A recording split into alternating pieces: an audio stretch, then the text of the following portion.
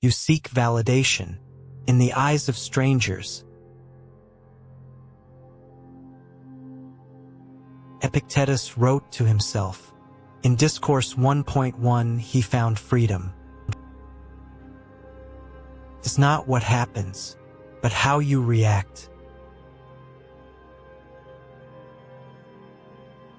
We are distracted by the noise of others. Focus on your path. Let the noise fade.